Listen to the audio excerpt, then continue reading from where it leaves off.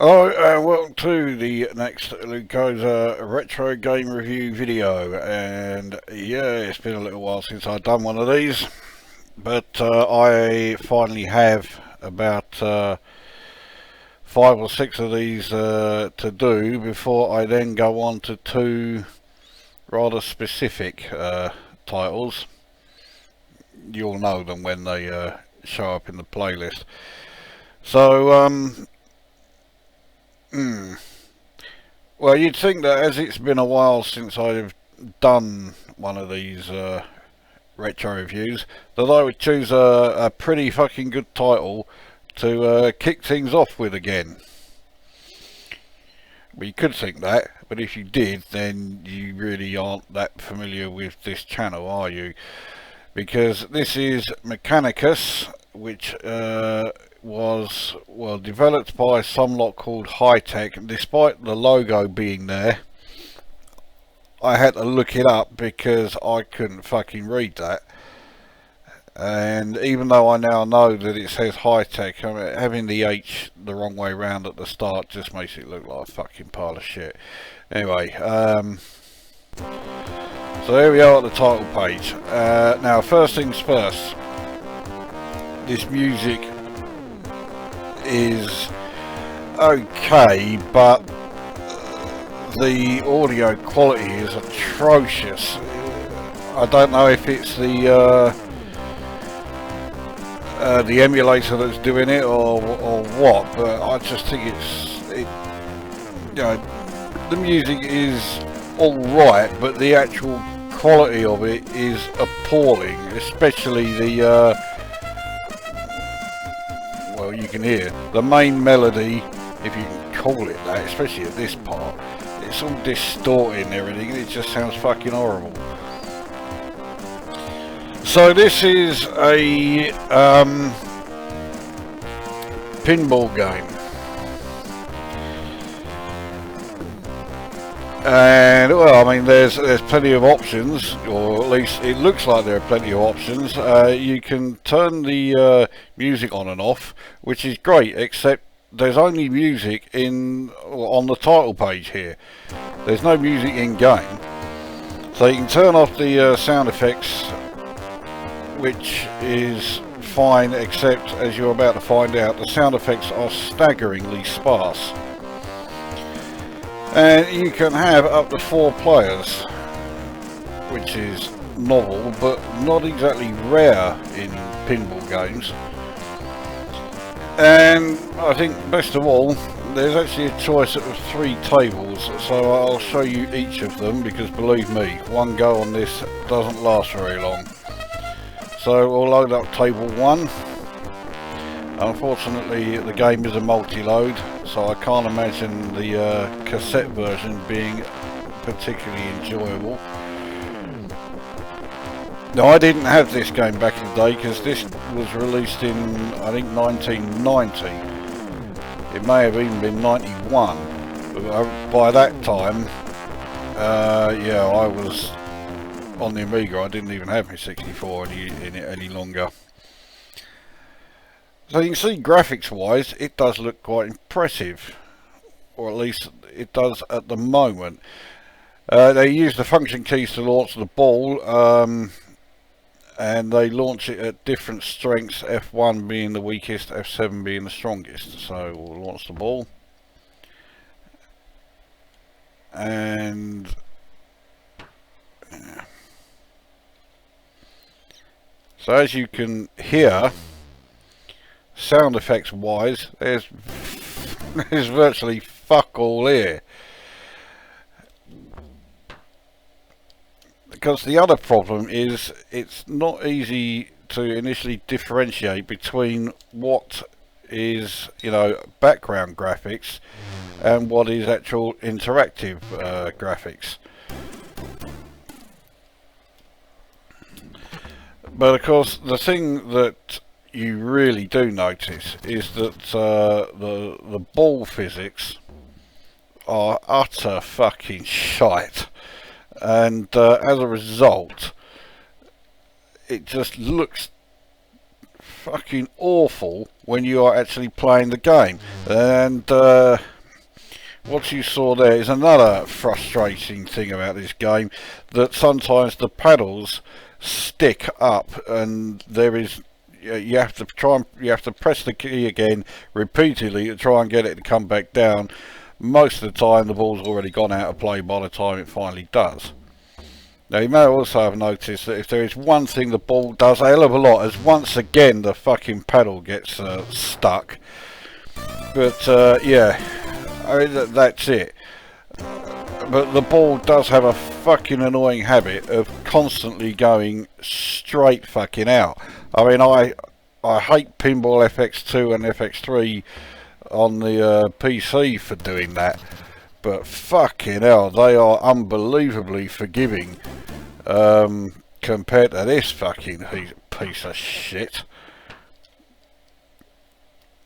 I mean, like, the shit ball physics really don't help, and that is one of the reasons why the game is so frustrating to play.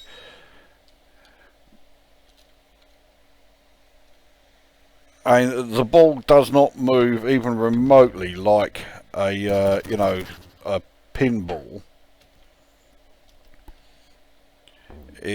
It bounces around more like one of those, like, you know, rubber balls you used to get when you were at like fucking junior school or something. It doesn't feel like a pinball in any way, shape or form.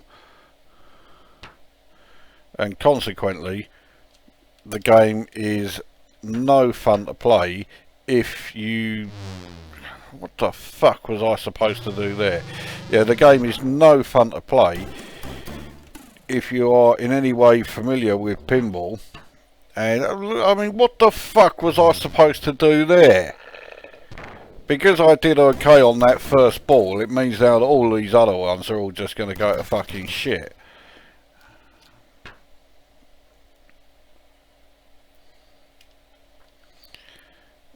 The most amazing thing about this game is if you go onto the Lemon64 website, you will see there's about 7 or 8 people have commented about it, and they all say it's fucking great. And I'm thinking, did they play the same game as me? You know, did they actually play what you're seeing here? Because this game is a fucking sack of cunt. I mean, first of all is, you know, this fucking really sort of like distorted, grating fucking music.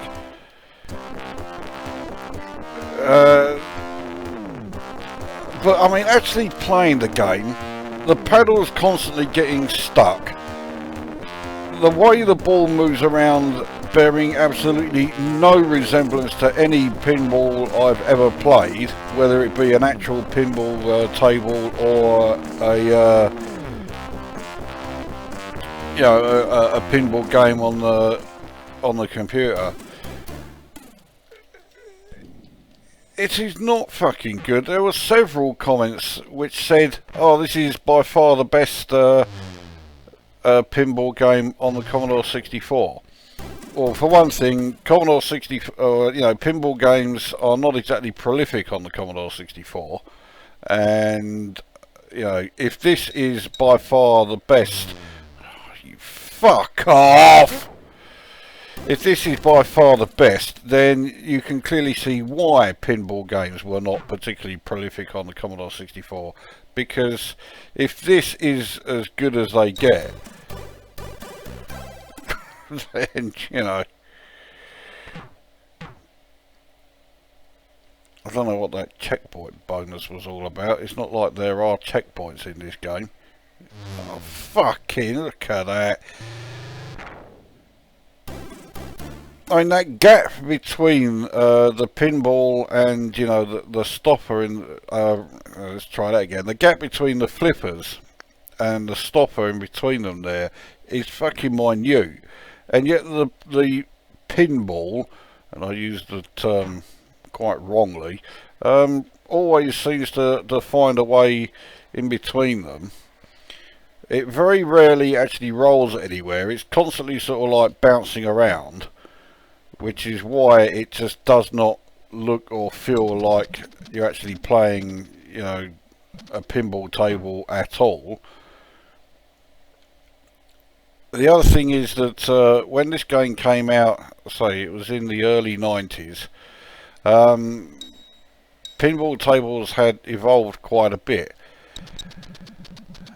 and they had, you know, a hell of a lot of features in them. But even if they hadn't, and this was based on, you know, pinball tables from the 80s, even the 70s, they were never as fucking sparse as this. I mean, there's hardly anything on the table. Most of the actual table itself is taken up with a background graphic.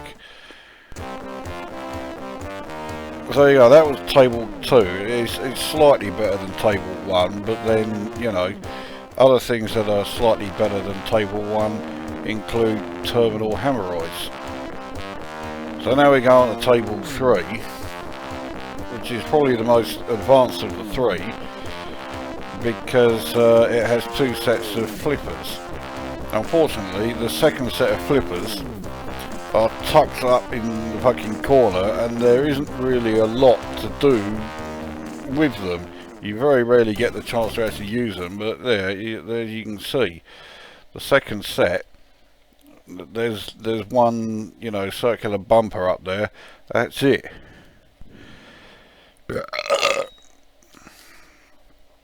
So yeah,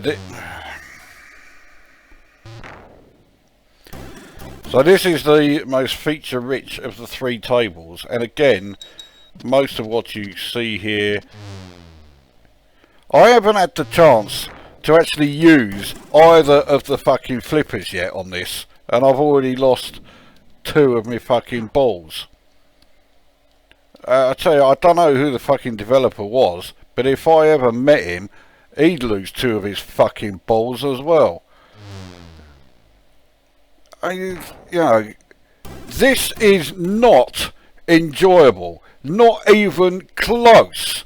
I mean, basically it's somebody has come along and said, well, let's try and make this, you know, pinball game at least look really good, give it some, you know, half decent graphics, and then everyone will say it's fucking great.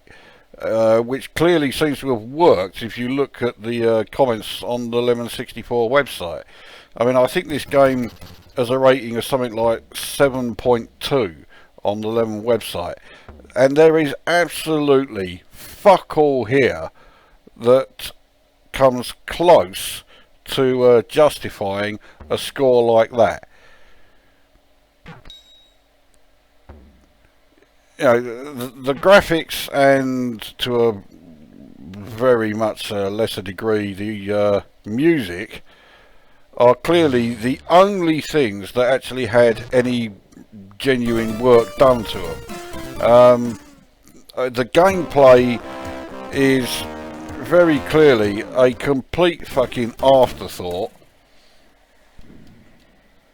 The sound effects equally just a complete afterthought. There is absolutely nothing here. When was the last time you played a pinball game anywhere that was played in utter silence? I mean, even Slam Ball, which was released a number of years before this, has admittedly a very basic tune in the background, but it does have a tune playing. This though is just total silence.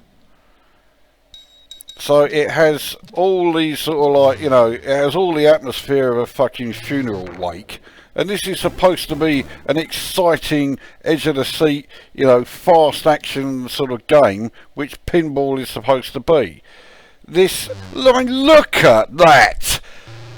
This game is just an absolute fucking load of cunt. So Hitech Studio Designs, you lot can all go and absolutely fuck yourself. and so can all those people on the Lemon 64 website who are raving about how fucking great this is. This is easily the worst pinball game I have ever seen. It is a stinking heap of shit.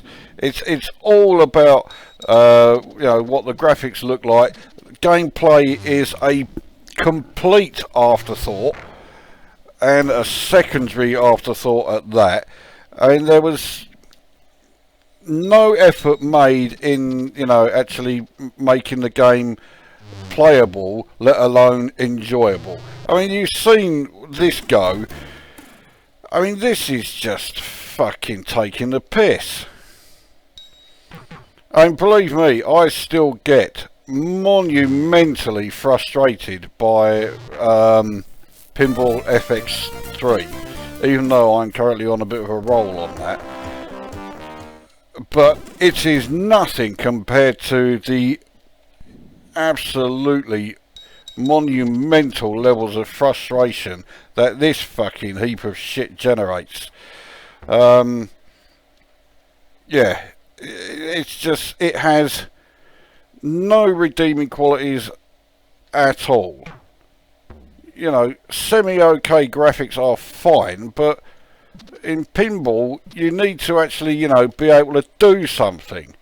I mean, when you consider that the gameplay in pinball is fairly minimalistic at the best of times, because all you are doing is moving flippers, the gameplay has to be fucking excellent. This is as far removed from fucking excellent as it is entirely possible for it to get. I mean, it's shit out of a fucking dog's ass. Specifically a dog that is so ill that it should be fucking put down. And I mean, to top it all is the way that the flippers are constantly getting stuck open, and it always seems to happen at the worst possible time. So graphics semi-okay, audio, let's see, yeah, okay, the tune may be an okay composition, but the audio is actually pretty fucking dreadful. The gameplay doesn't exist.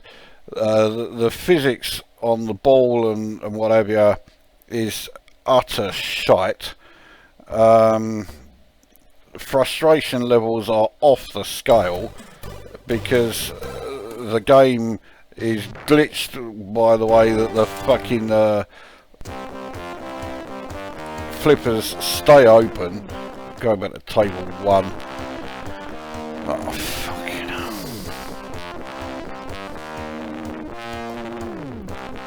So yeah, the game has glitches where the flippers stay open, and it always seems to happen when the ball is heading towards it, so it makes sure that the ball will go out. So, you know, to actually have a go that lasts more than a couple of minutes is, as far as I can tell, nigh on impossible. And anybody who actually enjoys playing this must be a fucking masochist, because it's a fucking stagnant heap of shite. We can't even hear when the ball hits anything other than an actual target. So you can't hear if the flippers, you know, you can't hear the flippers move. There's no sound when the flipper comes in contact with the ball. So it just fails fucking miserably in every fucking conceivable way as far as trying to create a pinball gaming experience. So what do I score it? Well, I mean, okay, the game was a budget release when it came out. I think it was $2.99 or something. that's no excuse. It's still a fucking load of shit.